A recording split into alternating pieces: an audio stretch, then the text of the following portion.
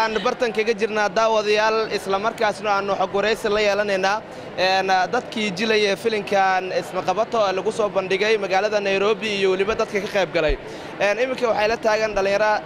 si weyn loo yaqaan oo magaalada Nairobi dhalinyarada markaasi joogto kamid ah isla markaasna dhalinta waayaha cusub oo markaas ayagana ka soo qayb galay filinkan markaasi lagu daawanayo hoolka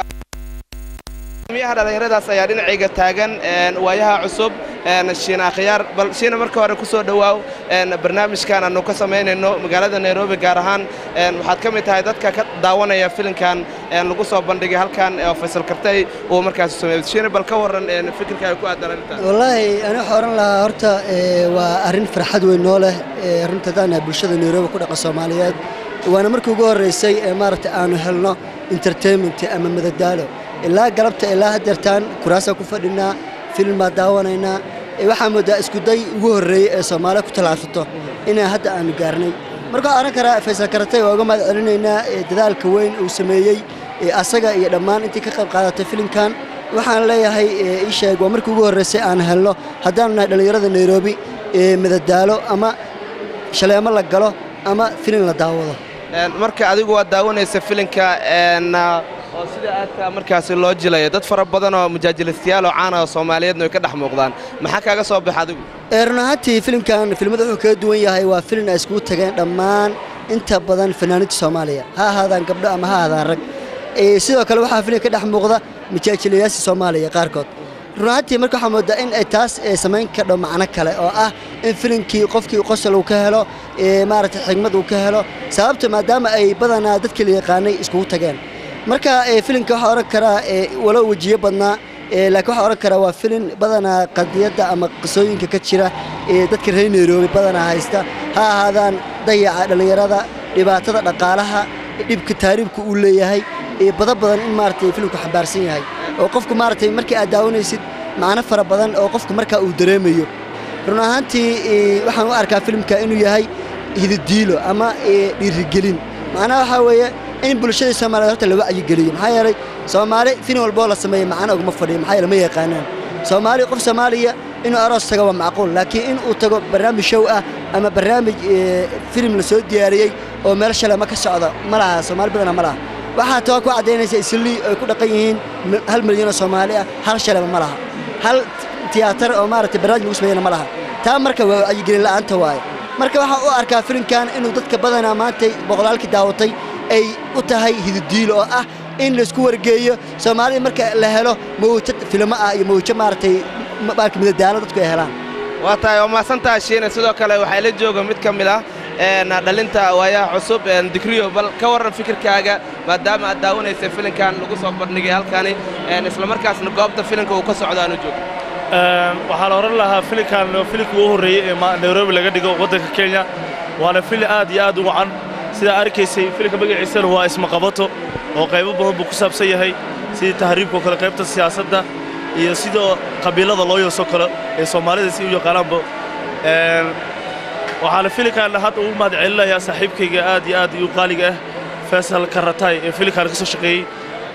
dabcan loo fahmi kartaa markii ugu horeysay ee Soomaaliya isku yimaado Kenya qaasatan caasimadda Nairobi waa markii ugu horeysay filim aan ku daawano marka adigu maxaa kaaga soo baxay waad fiirsatay fikir ahaan maxaa kaaga soo baxay wallahi fikirka iga soo baxay filimka waxa oran lahaa waa filim aad iyo aad u wacan waa filim aad iyo aad loo dhaligeliyay waa filim boqolaal caawa isku imaaday oo kooda cawaysanayna gabdho iyo wiil wixii noqotay dhalinyaro dhan meesha isku keenay dad mar hore isku dambeeyay meesha isku aragno adiga waa fahmi kartaa Soomaali caways mutaqaddisi filmaan noocan oo kale la isku imaaday waayii hore qarniyada hore la yaqaanay laakiin si loo soo qaxay waayii daba si saar oo kale ilaa dadweynaha arkaan ma suurtagal jirin dadku waxay isku arkay justi aroos iyo wax la mid ah iyo xalfadu qof uu shakhsi leeyahay laakiin caawa laakiin waa arki kartaa inta dadweynaha isku soo qabgasho li walba gees u socdo waxa arki kartaa dad is oran lahaa waxay jireen Mareykanka ama Ingiriiska caawa meeshaas ku horeyso waa tahay aad buu mahadsan yahay kaas waxay ahaayeen dhalinta waayaha cusub oo markaas ayaguna ka soo qayb galay filimkan lagu dhigayo magaalada Nairobi isla markaasna loo bixiyay isma qabato ولينا برتنك أيان كجرنا برنامج كنجار كها داوديال وأتكد داونيسين تلفزيون كعالمي إيتيان إسلام مركزنا أنا قلت لقلني إن أنا حق رئيسي أنا كلية لأنه ذاتك مركز كسوق قبل فيلم كان لقصة بندق جواب تاني يولي بدك ألف يولي بجلاياشة أديكو محادث هذا فيلم كان ولا قد حلي كراء أو فيلم هذا النوع أنا وكله هذا يديكو دل يردينا تسمينه horta saddex qodob ayaa ugu muhiimsan waxyaabo laga dhaxli karo filimka saddexda qodob ee ugu muhiimsan waxay tahay kow dabaqada la yiraahdo saboolnimada iyo dabaqada taajirnimada la yiraahdo waa laba dabaqadood oo bulshadeenu ay u badan tahay had iyo jeerna bulshada dabaqada hoose iyo dabaqada sare in ay yihiin wax is soo gaari kara oo hantida la sameyn karo laakiin aan la kala faanin kow dadku way ka faa'iidi karaan talabaadna waxa weeyaan qabiilada qaar ka mid ah oo la yaso oo anigu marka aan ka soo jeedo filimka ku matalayo oo gabadh ahaan aan tan ku doonto liigu diidayna in ay bulshadu ka waantoodo oo ay taasna ka ilbaxdo way ka wacyigelinayaan filimku ta saddexaad muhiimadiina waxay tahay tahriibta iyo baddiil oo aan life u samaynay annagoo tahriibayna marka gabadha la joodo la baxsado aan la tahriibayo kadibna aanu liibiya tagayno kadibna dooni aan fuulayno doonidina leeyahay way dheeleysaa dadka barha la daadiyo ilaa marka la soo socdo atirishado dhinacayga fadhiya ay leeyahay la daadiyo markaasaan leeyahay 30 kiilo atirishadii boorsadeeda ayaa ka culays badan boorsada la tuuro boorsada ayaa ka horeysan marka la tuuro ka bacdina iyadoo laga dabageena iyadoo marka laga dabageeyo tan aniga ima taalo waxaana imika ila taagan gabadhii filimka ka ahayd atirishada waxay Soomaalidu u taqaano marka buu ku faraxsanahay maadaama maanta dadka Soomaalida oo dhan ay ka soo qayb galeen filimka aniga atirishada ka ahaa oo ku faraxsanahay buu macaan adigu waxa tahay gabar Soomaaliyeed isla markaasna filimka si aad ugu dhex muuqday oo jilayay gabadhii waxaad ka eedaa atirishada bal ka waran dareenkaaga marka aad filimka jilaysay mislaad qaabkan ay u soo baxaa qaabka ka warban abuu filimka aniga marka wax ma isdheen saan u soo baxaya laakiin caaw maadaama aan arkay muxuu sida aan arkay aniga marka aad daawanaysay iyo marka aad jilaysay farqi noocay baa u dhaxay marka aan daawanayo afadaari marka aan daawanayo ku faraxsanahay laakiin maalinka aan dhigay xoogaa cabsi ay ugu jirtay maanta la ku faraxsanahay adiga markii kugu horeysay oo filim noocan oo kale aad jishamaya mise hore ayaad filimada u soo jili jirtay markii la arko qaabka filimka u jilayso waxa loo moodaaba qof hore filimada u soo jilaynaad maya abuu filimkan filimkii ugu horeeyay waa aan dhiga aniga hadda le filim weligay ma dhigin hadda ka hore hadda le ugu horeysa wax cabsi ma dareemeen miya markii badda lagu guridayo kale tusaale ahaan iyo markii kale oo inta warqadda macalinka oo ka qabto jaceelka aad jilayso markaas oo kale ka war taas laazim waay markii badda lagu guridayo waa cabsanahay waxa isdhahay ama badda ku dhimataa laakiin abuu markaas aadar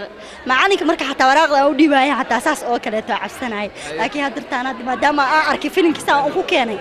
oo ku faraxsanahay dad fara badan oo Soomaaliya ayaa ku daawanaya oo hadda si toos ah kaaga daawanaya telefishinka caalamiga ETN bal ka waran adigu mislaadahay filmo kale ayaad jilaysaa mise waxaad lisaada filimkan waa film kugu horeeyay kuguna dambeeyay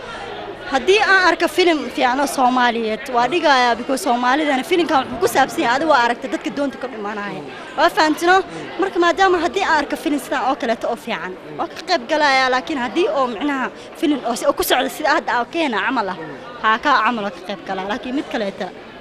bal ka waran wax cadaadis ah iyo dhibaatooyin ama kaaga yimaadeen dhinaca qoyskaaga oo kale oo ma diidanayeen mise ku faraxsanaayeen inaad filimada jisho marka ku qabo ku qanacsanaayeen Soomaalidu cideena xataa ku faraxsanaayeen bal waxaad ka warantaa dadka kale ama gabdhaha kale asaagaaga oo kale ah oo jecel inay filmadan ay ku soo biiraan oo si toos ah ku daawanayay maxaad kula talaleey